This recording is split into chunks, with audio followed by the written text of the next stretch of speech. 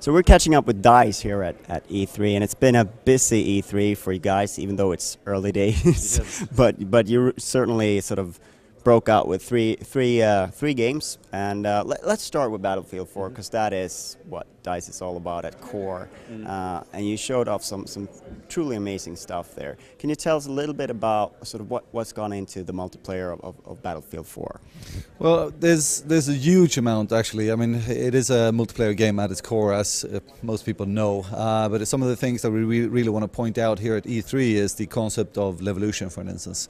With the introduction of destruction with Battlefield Bad Company 1, we have really felt that this concept of a dynamic battlefield is something we want to continue evolving, and that is now what Levolution actually is. It is the grand idea that the battlefield would change as you play.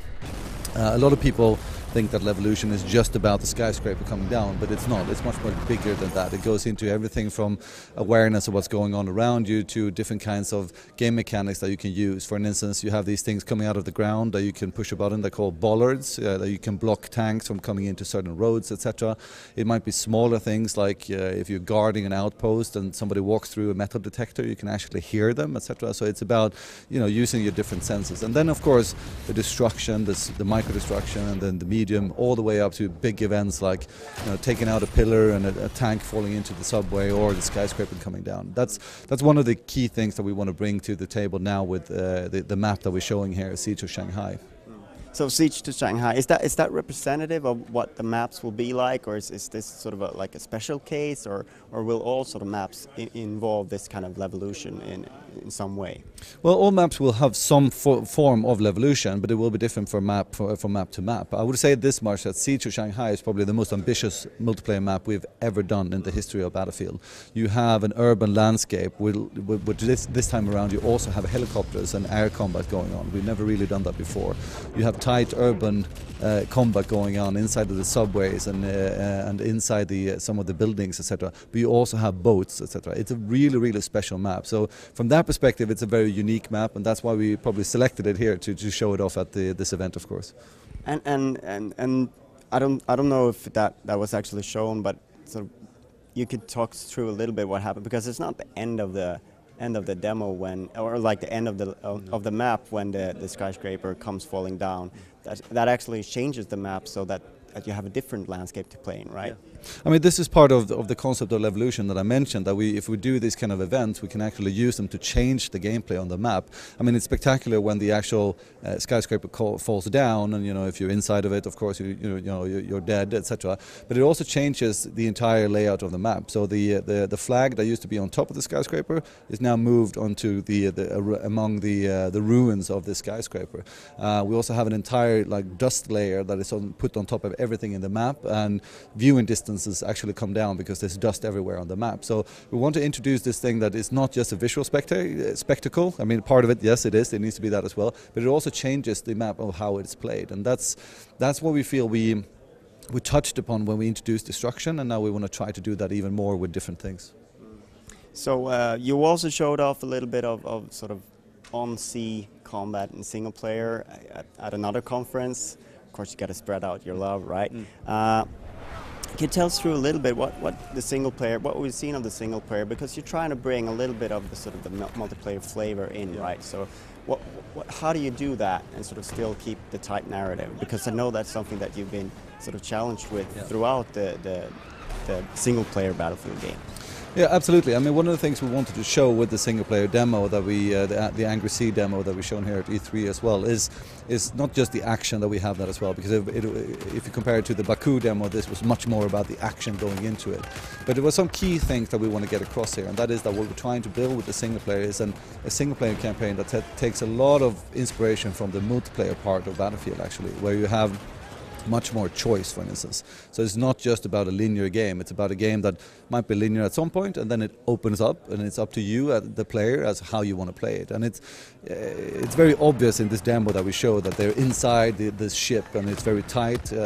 We jump into the demo, of course, it's a lot of things that have been happening before, but then the ship breaks up, and you're on top of the deck of the carrier, and suddenly you have this big open space where it's up to you as the player where you want to go, how do you want to handle the situation, do you want to use the world against the enemies, like the planes coming down, the explosive barrels, the explosive ordnance that is on the deck, or do you maybe want to sneak around? There's other things as well that we've taken in, so you actually can change weapons in the single player. You can find crates where you can pick up the weapons that you have found, etc. There's much more a focus on vehicles, so you can actually jump into vehicles and use them if you so want to, not just having rail sections, but really jumping into a vehicle, like the boat stretch there in the end. So I'd imagine that most of DICE is busy trying to finish Battlefield 4 in time for late October release date, but you've also revealed 2 new games that you're working on. Sort of, what's the ecosystem now at DICE? Is there teams that are already hard at work on that, or are you sort of sticking with Battlefield and then moving on to develop Mirror's Edge and Star Wars? Well, I've hinted at this in several interviews over the last years, actually, that we've had, that we're not only working on Battlefield. So no, we have different teams of different sizes working on different products. To what exact magnitude I won't go into, but we're not just working on one product at a time. That would not be possible now when we actually have 3 titles that we need to deliver. So, but definitely there will be a scaling up and down on the different titles depending on when they're coming out, etc. Because you didn't really reveal when we'll get to see Mirror's Edge. How has that sort of process been like? Because I've heard rumblings, rumors that Mirror's Edge 2, well, it's been in pre-production, that wasn't really taken through, and what makes the time right now for it? Well, I would say there's a couple of things. I mean, one of them is that we now have Frostbite 3, the current version of our engine, which we are very, very happy with, what we can deliver, what kind of games we can build with this awesome tool that we now have. We also have the coming of the new platforms coming, which makes it really interesting for us to really deliver upon the idea and what we feel is what we need to put into a game like Mirror's Edge. But we keep a lot of the details very tight, but we believe that it's going to be a while until we actually release this game, as you saw on the end slate of that teaser we had, and it's going to be when we are ready with it, actually, and it's something we really feel strongly about. We care immensely about this franchise and about Faith, the main character, and we're going to build a game that we really believe in, and it's going to come out when we're done with it. And I think it's funny, when it was announced that Star Wars was the license that EA would make games on, DICE would be involved, I think everyone jumped to the conclusion, oh, DICE should make the next Battlefront, because truly Battlefront was Battlefield in a Star Wars uniform, if you will. Was that the first idea that struck you as well when you sort of were introduced that well, maybe we'll team up with Star Wars? Well, I mean, the idea of us building a Battlefront game, the internet jumped to this conclusion probably a nanosecond after the deal was announced, which is also one of the reasons why, of course, we wanted to announce it here, just to like, okay, guys, girls, yeah, we are doing this. We are very, very excited inside of DICE of doing this. A lot of us are, we grew up with with Star Wars. So I mean, when we announced this to the studio, it was an incredible roar inside of the studio because people are so excited about working on a Star Wars game. The actual, this going with the Battlefront game came very naturally. It's very close to what we are really good at. Now we're going to, we haven't announced much about the game just yet, and we'll keep it very close. But we know there will be AT-ATs. Well, we'll see. Yeah, you saw the foot. Yeah, I mean, growing up in the 70s and seeing those movies, it feels like that's a natural part, right? But I mean, it's going to be our take on what Battlefront is. So now when we move forward and start talking more about the game in the future, we'll have to wait and see. But it will be the DICE take on what Battlefront is. Exciting, very exciting. But that's further ahead, right? So. First of all, Battlefield 4 coming out this October. What do you feel it is about it that sort of makes it next gen? Because you're doing current gen versions as well. What does next gen bring to sort of the Battlefield formula?